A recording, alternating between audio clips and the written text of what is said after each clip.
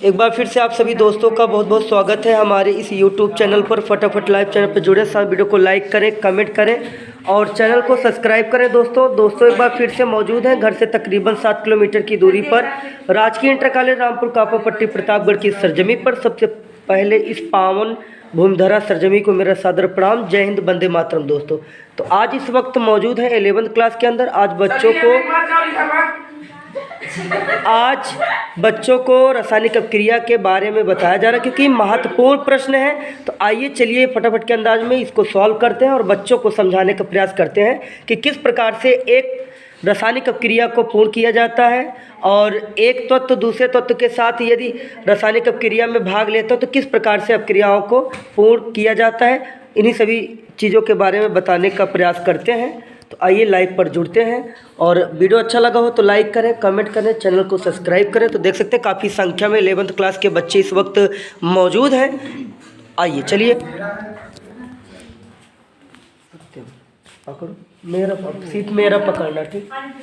चलिए तो आइए यहाँ पे समझाने का प्रयास करते हैं। थोड़ा सा जूम कर लीजिएगा, थोड़ा सा जूम कर लीजिए और रिएक्शन आपको दिखे ताकि सभी लोग जो साइड साइड के हैं ध्यान से सुनिए, जो आर्ट साइड के हैं वो भी समझ लीजिए, कोई नुकसान तो करेगा नहीं। आइए इसको समझते हैं आखिर ये रिएक्शन कैसे बना, कैसे बनाया गया और समझने का प्रयास करते हैं। देखिए यहाँ पे एक रासायनिक अपक्रिया दिया गया है, लिखा है, देखो ब्रैकेट के बाहर लिखा है Mg। Mg का मतलब मैंने आपको पहले से ही बताया था कि अलग से कहीं पे Mg लिखा हो तो उसका नाम मैग्नीशियम ही होगा, नाम नहीं बदलता है अगर तत्व तो वही है। तो यहाँ पे Mg का मतलब हो गया मैग्नीशियम। अब देखो ब्रैकेट लगा है दोनों तरफ से और उसके अंदर लिखा है HCO3। इसका मतलब मैंने बताया था कि जो ब्रैकेट के अंदर होता है, जैसे जिसमें घात लगा है उसका गुणा और जिसमें घात नहीं लगा है उसका गुणा नहीं किया जाता है। इसका मतलब है यहाँ पे ऑक्सीजन में देखो 3 लगा है, बाहर 2 लिखा है। इसका मतलब ऑक्सीजन का गुणा होगा कितना हो जाएगा, 3 दूनी 6 और हो जाएगा। जिसमें घात नहीं लगा है वो चीजें कितनी बार मानी जाएगी, 2 बार मानी जाएगी। कार्बन की संख्या कितनी है, 2। इसके बगल में H लिखा है, इसका मतलब 2 आपका होल में है तो इसका मतलब ये 2 माना जाए, क्योंकि इसमें घात नहीं लगा है तो इसका भी गुणा होता है और संख्या क्या हो जाती है, ज्यादा हो जाती है। लेकिन यहाँ पे जिसमें घात लगा था उसका मैंने गुणा कर दिया और जिसमें नहीं लिखा था उसको होल की वजह से 2 ही 2 लिखा गया। तो कार्बन और हाइड्रोजन की बात करें तो 2 अणु है। और देखिए ब्रैकेट के बाहर Mg लिखा है, आगे पीछे कोई नंबरिंग नहीं किया गया है, 1 लिखा हो, 2 लिखा हो, 3 लिखा हो, 4 लिखा हो, 5, ऐसा कुछ नहीं लिखा। इसका मतलब होता है कि मैग्नीशियम क्या है, अपने आप में एक अणु के रूप में। चलिए अब बाइकार्बोनेट क्यों है, क्योंकि एक CO3 को कार्बोनेट पढ़ा जाता है। तो देखो होल में क्या है, यानी एक CO3 को कार्बोनेट तो 2 लिखा है, तो इसी वजह से 2 के लिए बाई का उपयोग करते हैं। तो यानी कि यहाँ पे इस होल की वजह से क्या है, CO3 2 बार है, इसी वजह से बाई लिखा हुआ है। अब ध्यान दीजिएगा यहाँ पे देखो, यानी कि आपका मैग्नीशियम बाइकार्बोनेट अपक्रिया करता है कैल्शियम डाइहाइड्रोक्साइड। क्योंकि Ca क्या है ब्रैकेट के बाहर, तो इसका नाम क्या है, कैल्शियम है और 2 लगा है तो डाई OH को हाइड्रोक्साइड पढ़ते हैं। तो यहाँ पे पूरे का नाम क्या हो गया, Ca का नाम कैल्शियम और OH का नाम क्या है, हाइड्रोक्साइड। देखिए 2 लगा है तो डाई और OH लगा है तो हाइड्रोक्साइड। इतनी बात समझ में। तो चलिए देखते हैं, ब्रैकेट के बाहर आपका Ca लिखा है, आगे पीछे कोई नंबरिंग नहीं किया गया, इसका मतलब क्या है, कैल्शियम का एक अणु है। ब्रैकेट के अंदर देखो ऑक्सीजन भी है, हाइड्रोजन भी है और इन दोनों को दोनों तरफ से ब्रैकेट में बंद किया गया है और पीछे होल 2 लिखा गया है। इसका मतलब होता है कि इसके अंदर जो बंद चीजें हैं हाइड्रोजन और ऑक्सीजन, ये क्या है, हाइड्रोजन आपका 2 अणु के रूप में है। इसके बगल ऑक्सीजन लिखा है, घात नहीं है, नहीं तो गुणा होता। अब यहाँ पे आपका होल 2 है, इसका मतलब क्या है, हाइड्रोजन और ऑक्सीजन की संख्या कितनी है, 2 है। कल मैंने इसी तरीके से समझाया था। तो देखो 2 यहाँ पे होल लगा है तो H भी है, उसके अंदर O भी है। कैल्शियम बाहर है, नहीं तो कैल्शियम भी 2 होता है, क्योंकि ये होल के बाहर है तो ये आगे पीछे कोई नंबरिंग नहीं है, इसका मतलब कैल्शियम का एक अणु है। लेकिन जो ब्रैकेट के अंदर बंद है, जो होल से दिखाया गया है, वो हाइड्रोजन ऑक्सीजन क्या है, 2 अणु के रूप में। चलिए जल्दी से इसको जोड़ते हैं कि ये क्या है, मैग्नीशियम बाइकार्बोनेट अपक्रिया करता है कैल्शियम डाइहाइड्रोक्साइड से। ये क्या करता है, अभिकारक के रूप में कार्य करता है।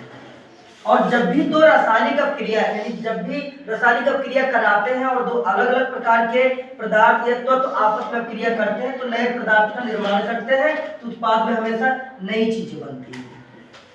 तो इसको पहले अभिकारक यहाँ लिख लेते हैं, ये चीजें हमको अभिकारक के रूप में मिल गई। चलो जोड़ लेते हैं, कितना अणु है, 1 2 3 2 5 5 6 11, 1 12 12 2 14 14 2 16। तो चलिए यहाँ पे हमने लिख लिया, हमको अभिकारक में 16 अणु मिल गए। अब जाने का प्रयास करेंगे कि जो उत्पाद में आपका CaCO3 है, फिर इसके बाद आप देख सकते हैं CaCO3 है तो Ca का नाम कैल्शियम होता है, CO3 का नाम कार्बोनेट होता है।